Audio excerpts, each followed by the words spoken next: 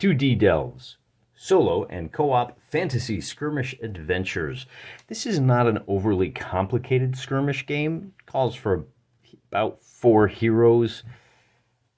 Way less complicated than your standard role-playing game.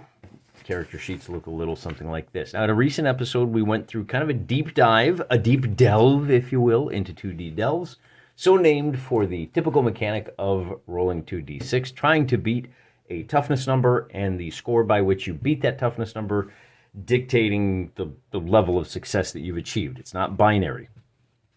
Now, as a relatively complicated skirmish game, there is, I mean, look at this. Let's get the white balance there a little bit better, right? We've got name, class. This is actually race.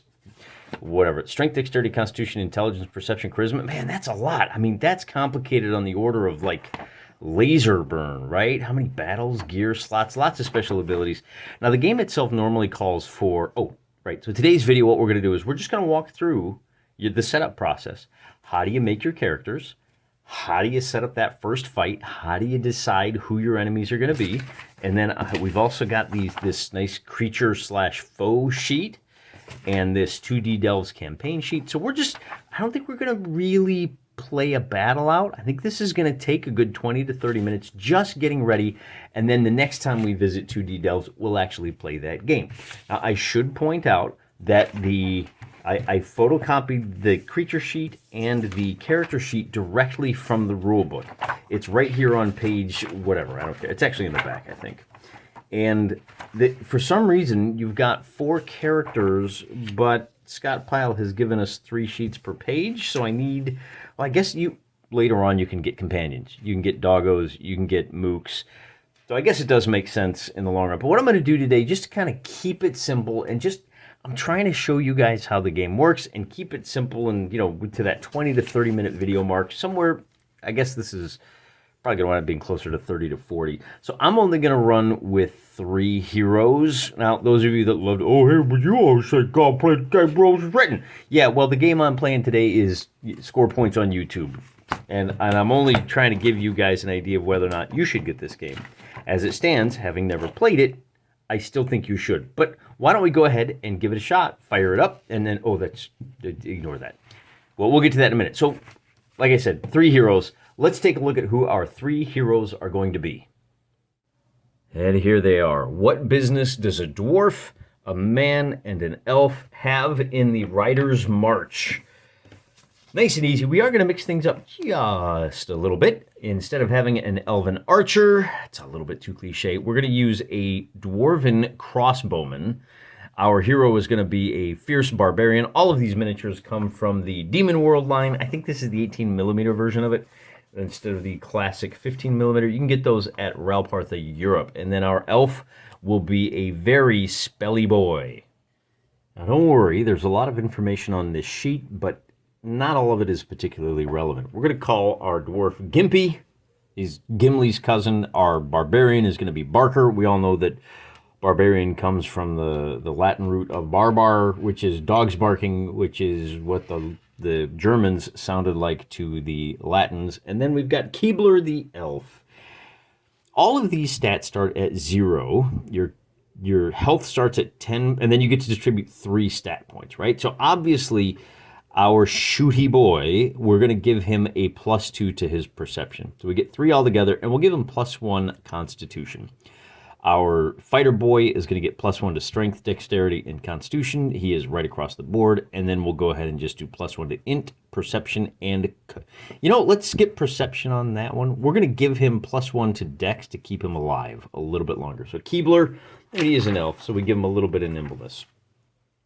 Then our health becomes 10 plus the constitution.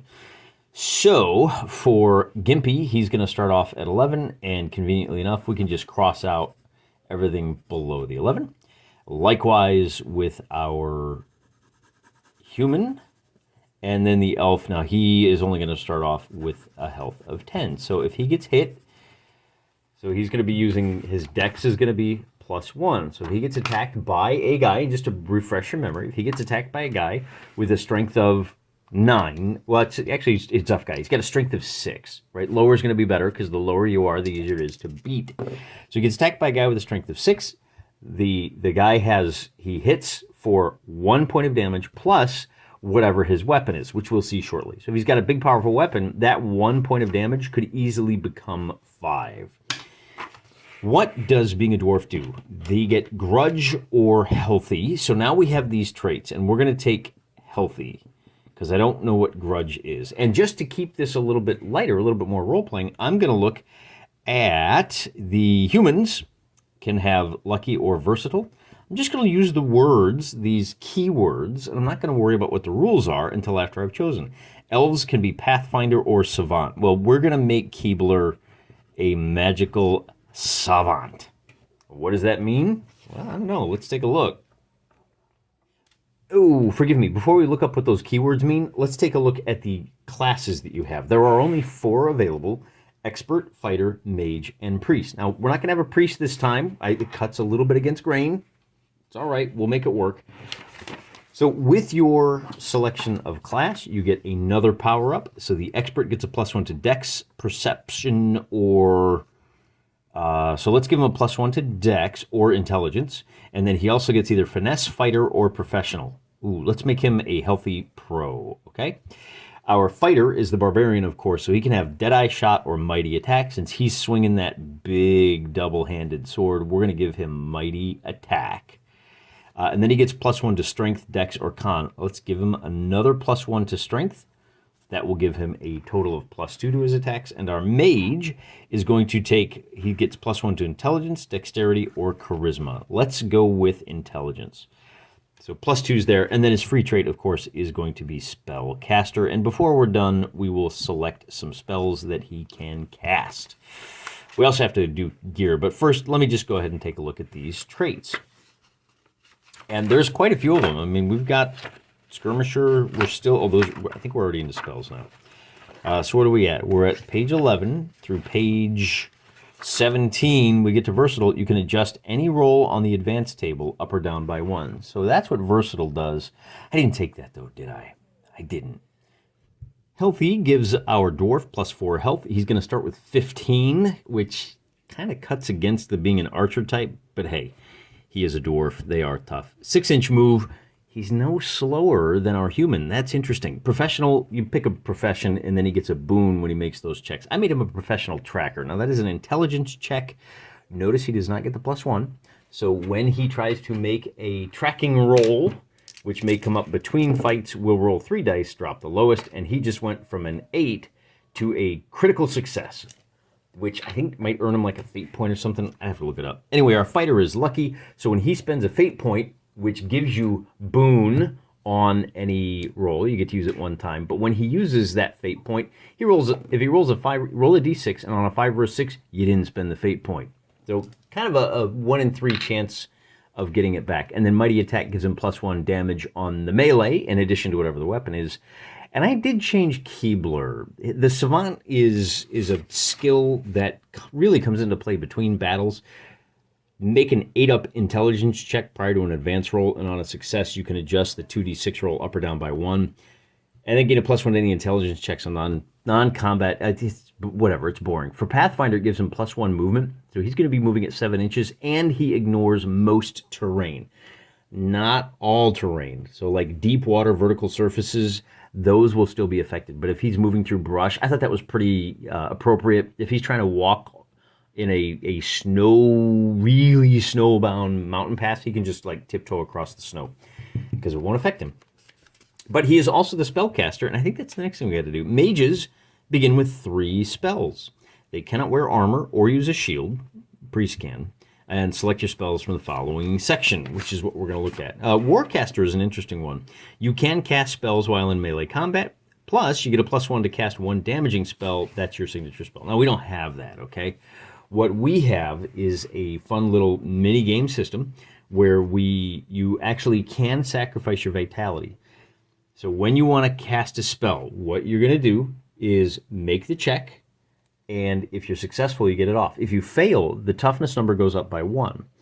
What's worse is if you fail with a fumble, you roll snake eyes, you can't cast that for the rest of the fight. Not only that, but you roll a d6, and we got some backlash, right? So on a result of a 6, you lose your move or special combat. On a 1, You go kerblooey. Power radiates out, 12-inch radius. Every model touched must make a 9-up con check. Any negative results count as unsavable blamage. So again, remember, if you fail that, so we're trying to roll a 9 or better, and our poor dwarf here, he gets +1 at least, and he gets a 9, so he didn't take any. Oh no, wait a minute.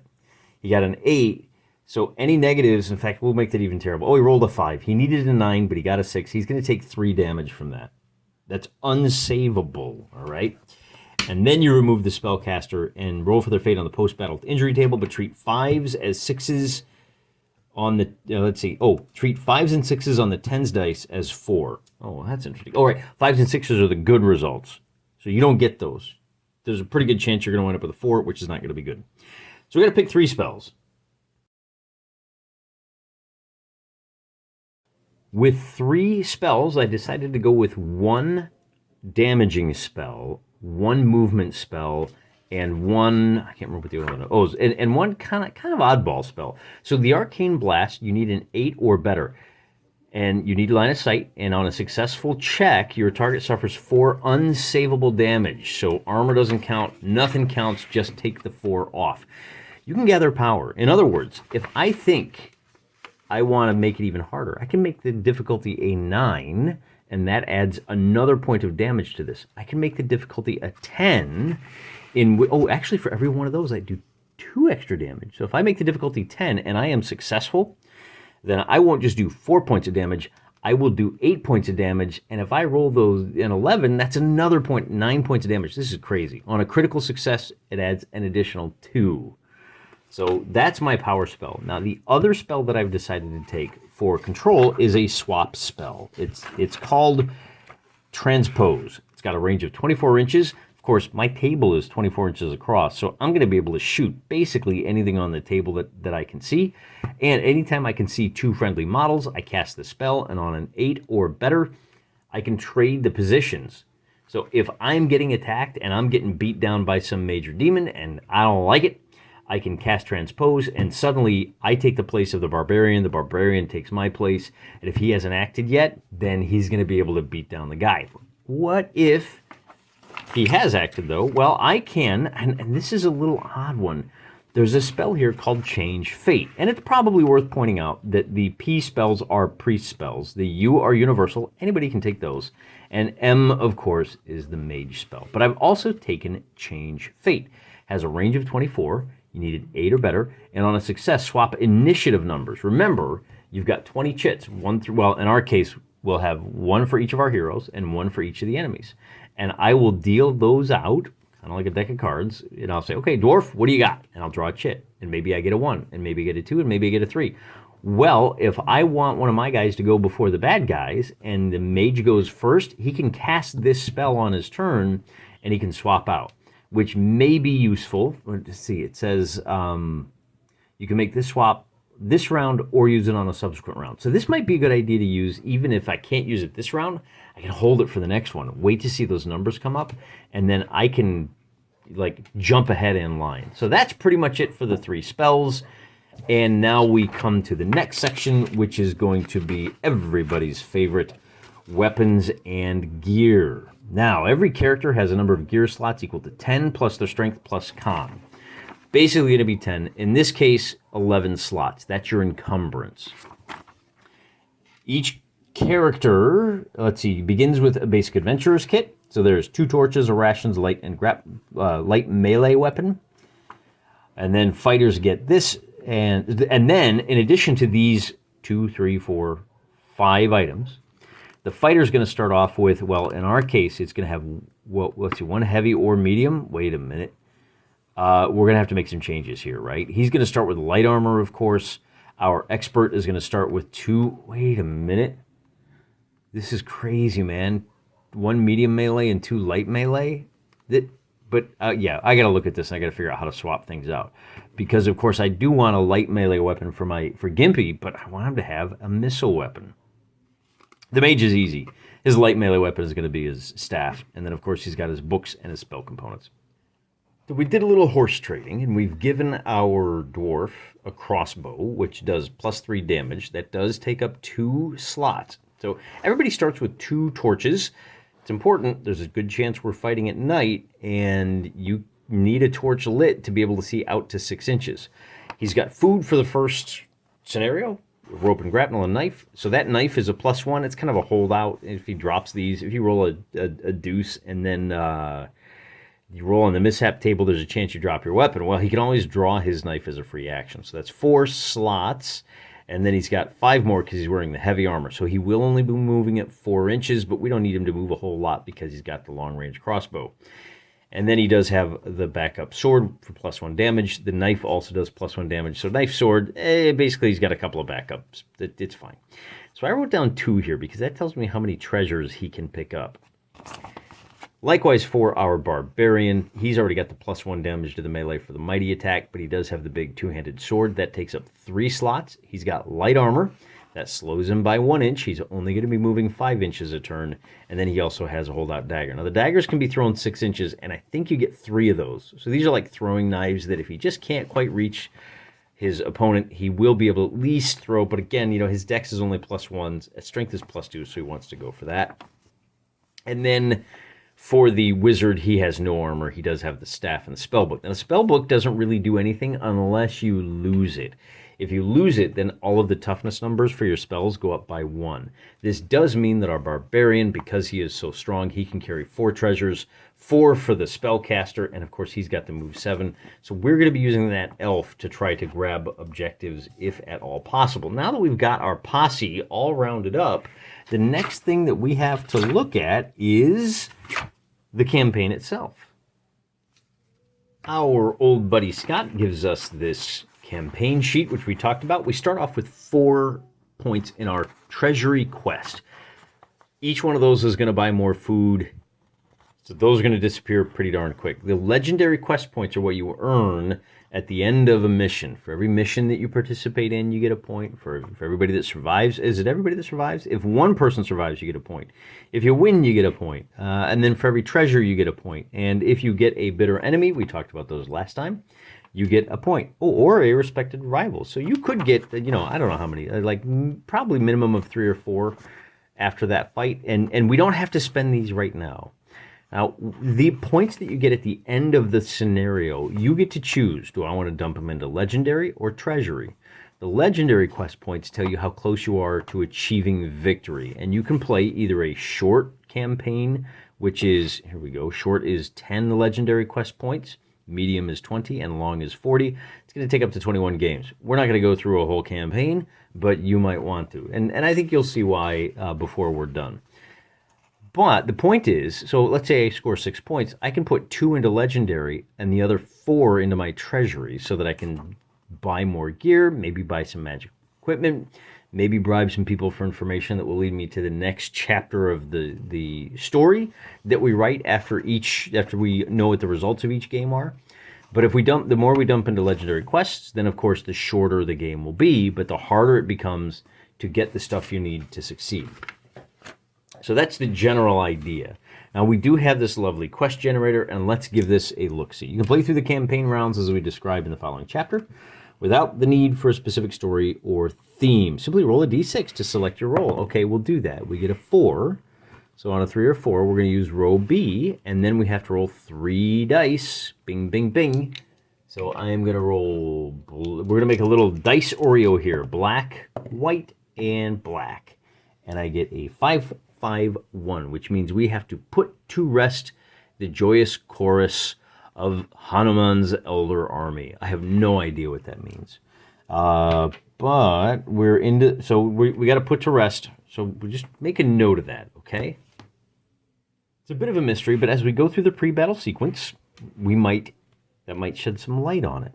So at the beginning of each campaign turn, decide if you want to travel. The nature will vary based on your party's current location and the means available to them. You get to decide that. Might be a sea voyage, airship ride, camel. And if this is successful, if he moves a lot of copies of this, don't be surprised if some supplements come out that will guide you through, that will provide more guidance from Scott, and kind of in the same way that games like, I I don't know if 5 Leagues from the Borderland does it, but there are campaign books for Rangers of Shadow Deep and what's the other one?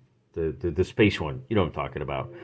That will give you more information. But from our perspective, from your perspective, you know what your figures are. You know what your collection is. You know what your hex map is. We have this little hex map here. And I mean, I don't know what any of this stuff means, right? But I guess we started in Thargad, and we're going to journey to, I don't know, the magical N up here. And so we're going to move into the hex, and it says, let's see, the beginning decided. So we're going to travel.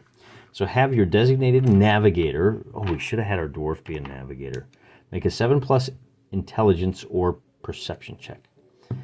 All right, so we have to get a 7 or better. And of course, the smartest feller is Keebler, and Keebler's going to guide us now. So we have to roll a 7 or better. We get a +2 on these dice. We get a 9. So, well, that's an 8. +2 is a 10. We beat the toughness by 3. So failure means you can't get things together. Can't make the trip. If you succeed, roll on the journey table and tailor the results to your particular setting. By the way, if you succeed, I think somewhere here it says you get to... Okay, you can use a hex map, pick a starting hex, and wherever you decide to journey, start from there. Success means you can travel 1+ results in total hexes. Oh, so we can actually travel 4 hexes because we beat it by 3, right? In any direction. No matter the results of your journey, if you choose to make the trip, you have a chance to lose bitter enemies, which we haven't had yet. Okay. Now, as we make our journey to where this fight is going to be, we have to make a check on the... What is this? This is the... use the hex map. Success means D66 result. So because we succeeded, we moved out of Thargad. So we are going to roll, and the black die will be the tens place. I get a 31, which means on our journey... Now, it doesn't say to roll one of these per hexes. So I think I just rolled a 1. Select the model to make an 8-up perception check. None of my boys... Oh, no, we do. Gimpy has a +2 to his perception. So we're looking for 8-up. And we get a 7. On a success, we gain a quest point. On a failure, we lose 1, or if we have none, deduct 1 from the next queue. Okay, so we start from their next reward. So we're at -1 quest point from our next scenario. If we had succeeded, we could have been up 1. But Gimpy, you let us down there, pal. Each member of your party can take part in some pre-battle activity. If you haven't eaten, which we have, you don't have to pay this cost on the first turn. All right, that's good.